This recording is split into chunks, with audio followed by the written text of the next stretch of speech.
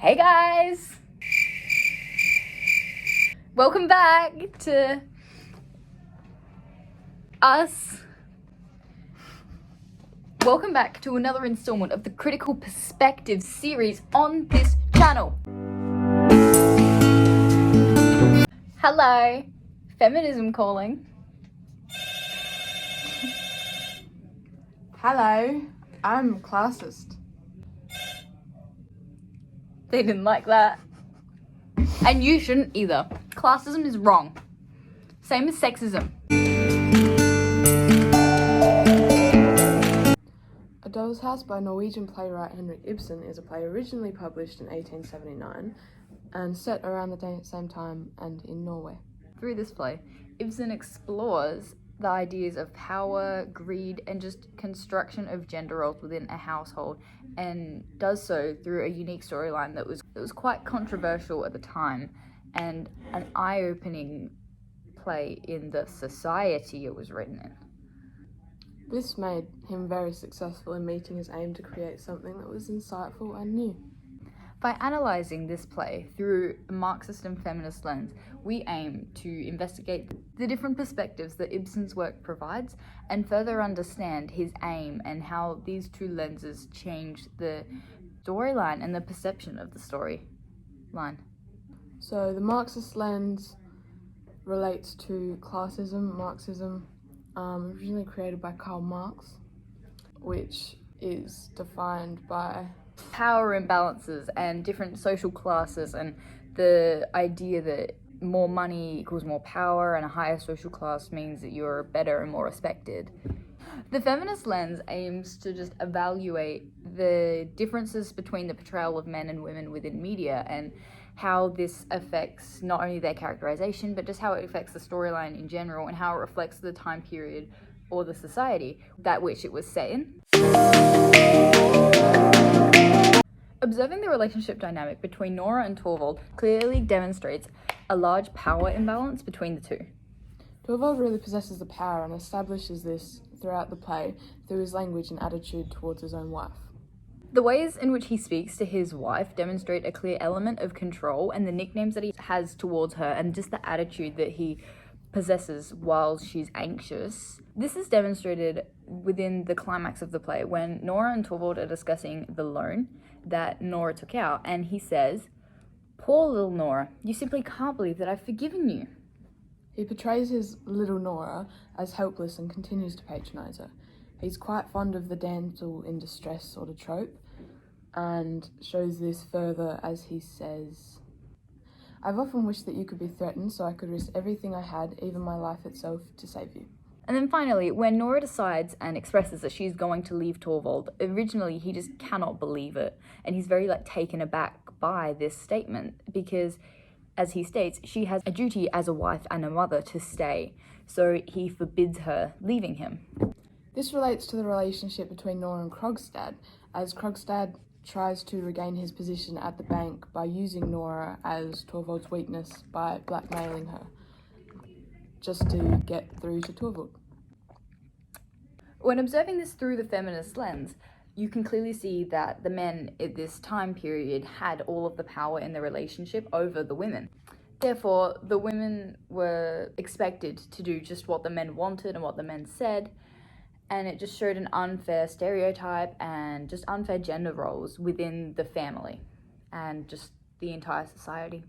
In harmony with the time period within it was set, A Doll's House follows the societal stereotypical idea that women, and especially married women, cannot work. They have to stay at home, look after the house and their kids, tend to the husband, and just do all those duties of the household.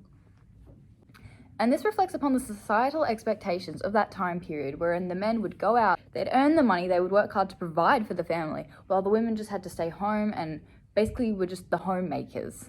Mrs. Lind is an example of this stereotype being broken, as when it was discovered that she had worked for a living, she was immediately met with hundreds of questions.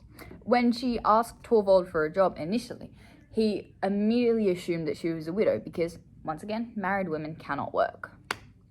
Their husbands have to provide for them because women are small, helpless creatures and can't do anything for themselves.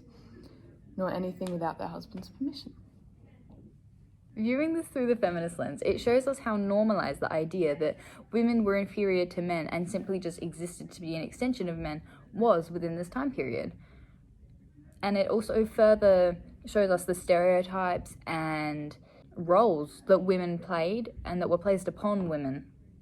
It's really supported in the play as Mrs. Lind talks to Krogstad and they figure out this arrangement that they're going to get married and live together. And she's extremely excited about the idea of having someone to serve, to work for, live for, a house to look after and kids to look after. As such, this lens highlights the stereotypes and the differences between men and women within this time period. Power is a prominent theme throughout this play, specifically the power imbalance between men and women, and this is showcased specifically through the symbolism of Torvald's letterbox. As he was the only person with the key and he was the only person allowed to interact with this letterbox. It held his important business letters that a woman dare not touch. This showcased the power that Torvald held over Nora and furthermore the power that men hold over women, or did in this time. Considering the fact that Nora also did not work, it speaks for the fact that women were believed to not be able to handle this responsibility of working, which once again then places the women as inferior to men because the men were able to handle such responsibility. And because of this social ladder, obviously placing men above women, Krogstad was able to hold this blackmail and the power over Nora. When Krogstad held and used the contract against Nora, it showcased the little respect that men possessed for women and how easy it was for them to just push the women around and use them however they want to because the men were above the women. As such, while viewing A Doll's House through the feminist lens, we can look at Power imbalances and societal expectations, gender roles, the whole idea that women cannot work, or the fact that women didn't work. Married women can't work. You just have to be at home and be a mother, be a homemaker, but the men have that responsibility and the power so they can go out and they can earn the money. The women pretty much belonged to the men. Because the men were the ones that would go out and make the money, the women simply just sat there and kind of like looked pretty. They were just an extension of the men. They weren't their own people, they weren't their own, workers or anything. Through the initial stage directions of the play, Ibsen describes that the Helmers are living really comfortably in a furnished home. They've got nurses, maids, and even a porter. And it's through the details in these stage directions that the audience can infer and even knows that the Helmers live comfortably and that they have enough money to live comfortably and to provide for themselves. This is a really important factor in the Helmers' lives. When Torvald gains his new position at the bank, he begins to earn a higher income. Through this, Nora expresses her excitement at the idea of having a higher income and just having more power. Being married to someone with that higher power, with that more power in a bank, because, he's above everyone. And this means that she can buy whatever she pleases. Furthermore, they can live how they want to, not just how they need to. They can, buy whatever they want. They can not worry about money. They can have possessions that they don't need to look more powerful, to showcase that they've got this higher position, that they've got more money. Just once again, it demonstrates how important possessions and just appearance is to the Helmers. This is emphasised when Nora expresses that she used Torvald's money to buy respectable clothes for the kids so that they don't look shabby, which really just proves how important appearance is to the family and how they need to look to be accepted by the society. Observing the way each character in A Doll's House is portrayed can demonstrate a clear difference in values and in morals, that which can then be related back to their social status and their power and the money that they possess. Nora, for example, is born into wealth and she never really had to work to make a living like Mrs. Lynn might have had to. She finds material possessions really important as it's a way that people can see how comfortable she is living, how much money she makes and where they are in the social status. And she doesn't really ever understand that money needs to be earned. Torvald, who does understand the scarcity of money because he has seemingly had to work to get his position up in the bank and just to get the money to earn a living, and if you can compare that to the fact that And if you compare that to the fact that Nora did not have to earn her money, did not have to work for it, and was rather just given it, you can clearly see that there's a difference within their attitude towards money, towards how important it is, and to how easy it is to earn, and how easy it is to spend it. This is showcased through her haste and her excitement to buy numerous parcels at the beginning of the play with her husband's hard-earned money, and her lack of understanding towards the scarcity of money is demonstrated through the conversation that she has with Torvald. But Torvald, surely this year we can let ourselves go. Torvald, as a man who had to actually work for his money, understands the scarcity of it. Contrasting Nora's character, Mrs. Lind represents the working class within a doll's house. She's someone who's had to work for her money and just work to survive, and Nora does not understand that. This is demonstrated through the conversation between Nora and Mrs. Lind, as Mrs. Lind says, "Yes, it must be pleasant to have everything you need," and Nora follows up with, "Oh, not just what we need, heaps and heaps of money." These characterizations and comparisons between the two showcase a very unfair difference within the social status and with their classes. Nora has been born into wealth and is therefore of a higher class, although Mrs. Lind has been working her whole life to survive and to earn that money, but she is still of a lower class than Nora. Looking at the text through a Marxist lens, it really showcases how unfair these societal classes are, and that who you are as a person isn't determined by your values, your hard work, all these things that you're doing in your life, but rather how other people view you, your reputation, and these things that you can't ever completely get rid of. Within this text, Torvald is the most powerful character within the story. He has the higher position at the bank, and therefore, when compared to Krogstad, he controls Krogstad's job, his occupation, and then therefore, means of survival, his money. He basically controls Krogstad. He has that power over him because he has the higher income and just the higher position in the bank. And Krogstad, obviously, with this lower position, he doesn't have the same amount of power that Torvald has. And then comparing their home lives, Torvald and Krogstad have juxtaposing stances within their society. Torvald is a clean, honest man with a stellar reputation, while Krogstad has to become dishonest to survive.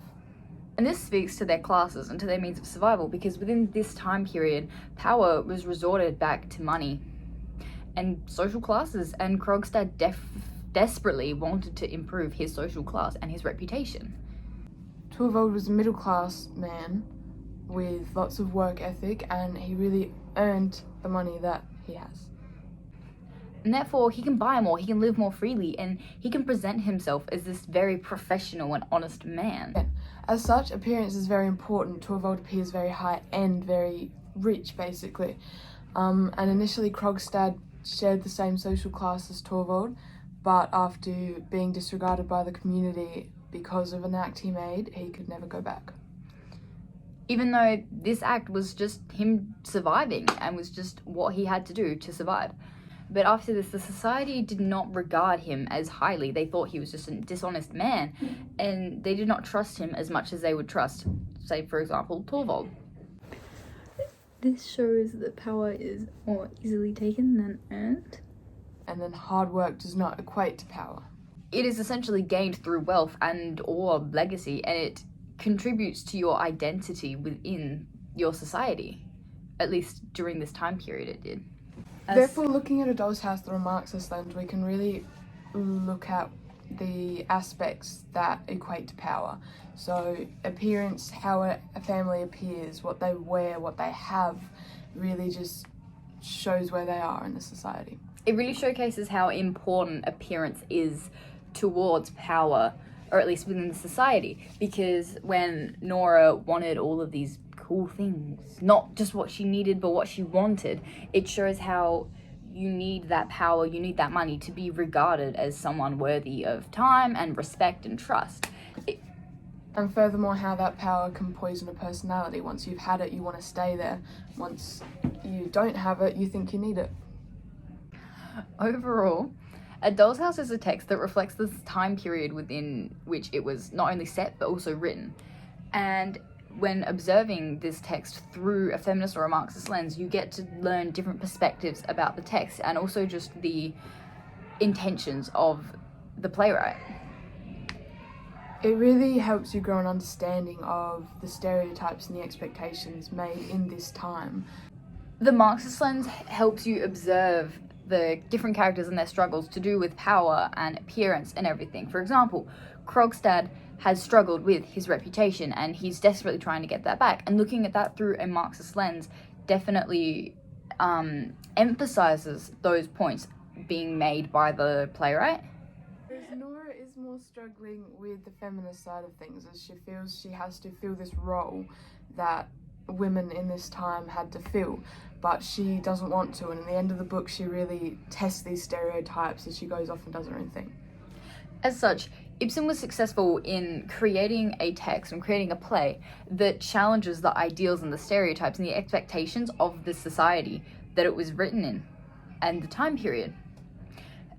Specifically the gender roles, the expectations, and also just the idea that power really isn't the most important thing and appearance isn't the most important thing, in contrast to what was believed at the time by a majority. Therefore, the two lenses help us understand the story deeper and establish different meanings. Therefore, looking at the text through the different lenses helps us understand the story deeper and interpret it in different ways.